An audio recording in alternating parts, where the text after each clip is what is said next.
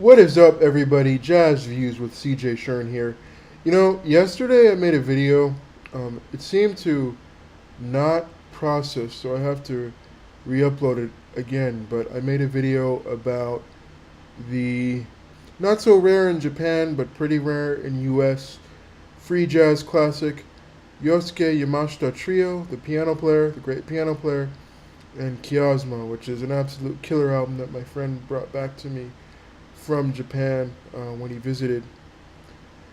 So I wanted to continue on that theme with a rare album, and one that certainly hasn't been on compact disc or even on vinyl in the US. It's pretty rare. That album is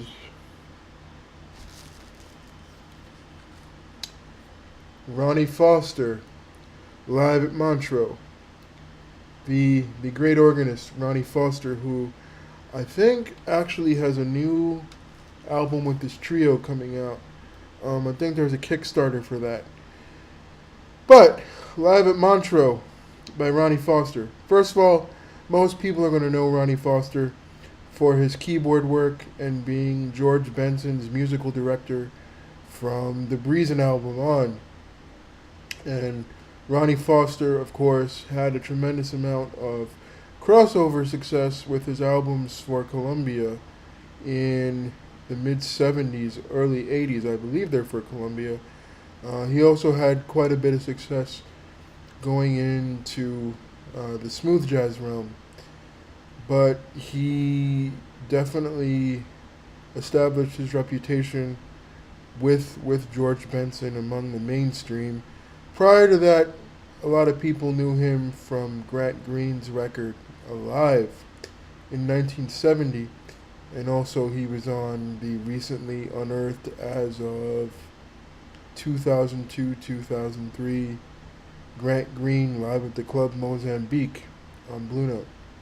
So, I wanted to talk about this album, Ronnie Foster, Live at Montreux, because this is something I picked up when it came out on CD. I ordered it from Dusty Groove right when it came out, and the reason why I ordered it is because of curiosity, and also because it is the only recording that I know of where Ronnie Foster is playing in a trio.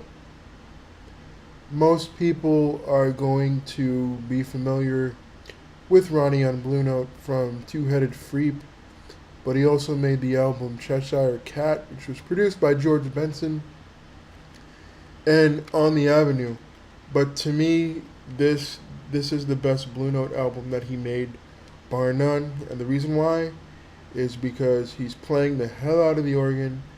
It's in a trio, so there's no additional stuff. Although what is really cool is he's using a Moog synthesizer hooked up through the Leslie speaker, it sounds like, which is really, really cool.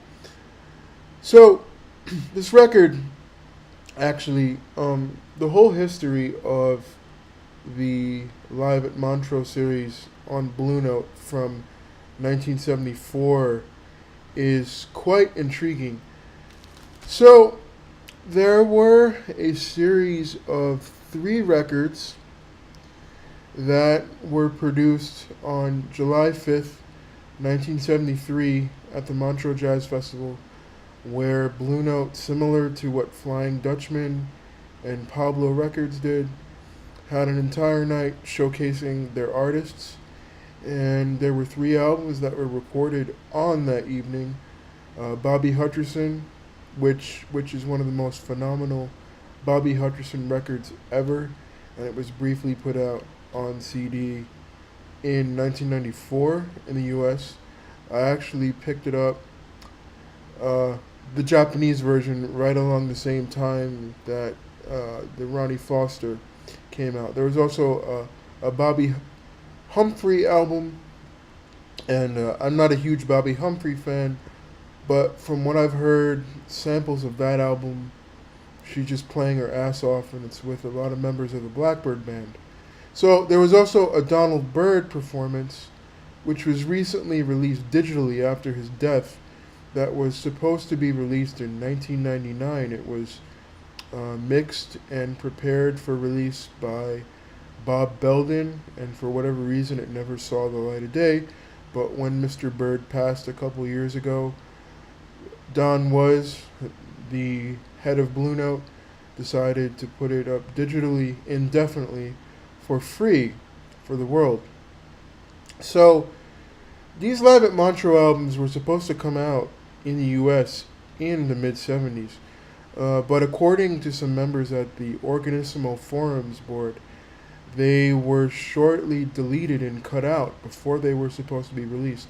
There are a few copies of these records that float around in Europe, apparently. There are many people who are hardcore Blue Note collectors. They're not a fan of this era of Blue Note. Neither am I for that era for either, but there are some albums from that period that are just incredible, like the Bobby Hutcherson. You know, something that I really enjoy about Ronnie Foster's sound is love how he uses the Leslie on slow.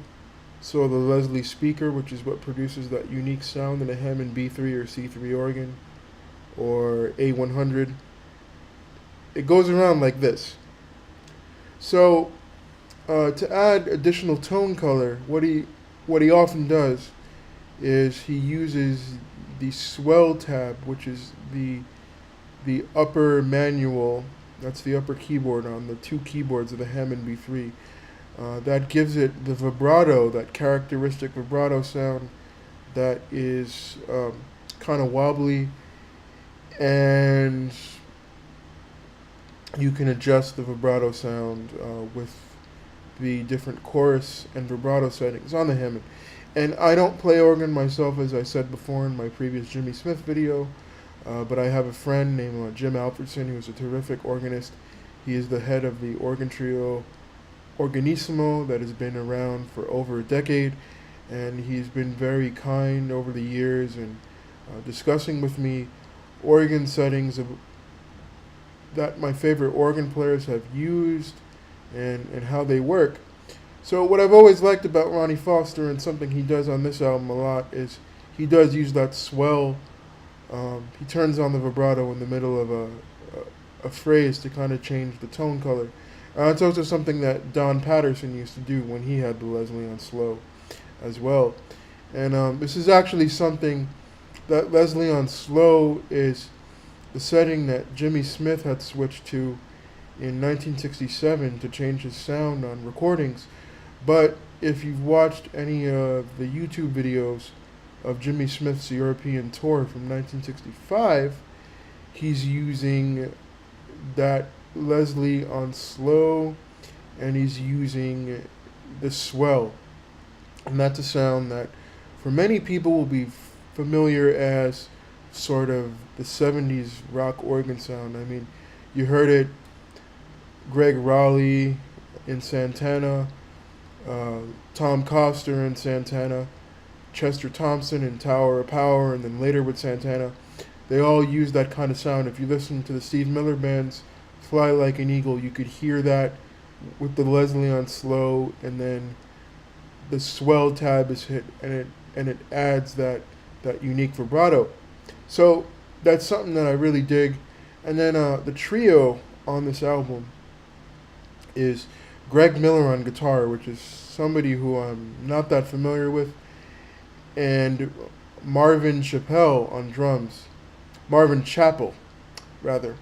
Marvin Chappell was also George Benson's drummer at the time, I believe. He is on George Benson in concert at Carnegie Hall, although Chappell is removed and he was overdubbed with Steve Gadd, which is a practice that you'll hear me talk about this occasionally in another video about the album CTI Summer Jazz at the Hollywood Bowl, where Steve Gadd was brought in to overdub on top of Jack DeJohnette. So there's that. That's just a random aside. But the album is really really nice. It's really funky. You get to hear Ronnie Foster stretch out at length on Crofts and Seal's East of Ginger Trees, and the the main track of the album uh, is called Boogie Juice. That's the longest track on the record, and that's where you get to hear Ronnie use the Moog through the Leslie. And he is on Facebook, so maybe I should message him about that and ask him exactly what he was doing there. But that's a really cool tune. The drum breaks are a little bit reminiscent of Rocksteady by Aretha Franklin. Of course, Johnny Hammond had a big hit with that. And Greg Miller's playing is very reminiscent of Pat Martino. You do hear the George Benson and Grant Green influences, but mainly the straight eighth approach is very, very Pat Martino esque, and he adds a nice counterpoint to the trio. Although for me, uh, the firm showcase is on the playing of Ronnie Foster and Marvin Chappell. So, Live at Montreux by Ronnie Foster is a really, really excellent album, I feel. And like I said, it is his best Blue Note by far. And I would give it a strong 9 out of 10. And this album, if you could find it, you could find Japanese CDs, I believe. At this point, they would be rather pricey. There are vinyl LP versions that exist of this album, but again, they're very, very rare. So this is one of the rarer titles in the Blue Note catalog, and for many people, because it does come from the United Artists era, it is not desirable at all. As a matter of fact, people on the Organissimo forums, they didn't really like this album at all. There were a few people who heard it, and I decided to give it a chance. And the playing, Ronnie's playing is very firmly in sort of a post Larry Young kind of mode, and he uses some nice thick chordal fourth voicings on East of Ginger Trees when he's comping behind Greg Miller's guitar solo. And yeah, it's just a really nice album that I think is worth the find.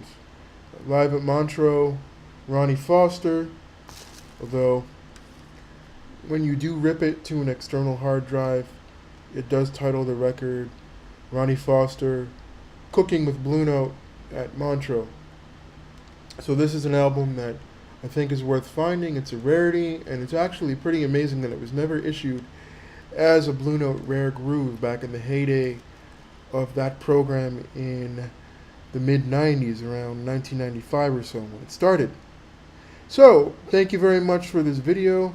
And I had mentioned Jimmy Smith earlier in the video. Of course, you know that's my all-time favorite organist, and I would love someday to write a bio of Jimmy Smith. There's been no biographies of Jimmy Smith's life and career, and I would love for it to be a kind of book that would be akin to Robin D.G. Kelly's tome on Thelonious Monk, which is absolutely incredible. I didn't get to read the whole thing, but what I did read was amazing, and there's never been an in-depth career look at Jimmy Smith in quite that way, and it would be amazing to get to talk to people who knew him, played with him, who are still around, people who really studied his style, like Joey DeFrancesco.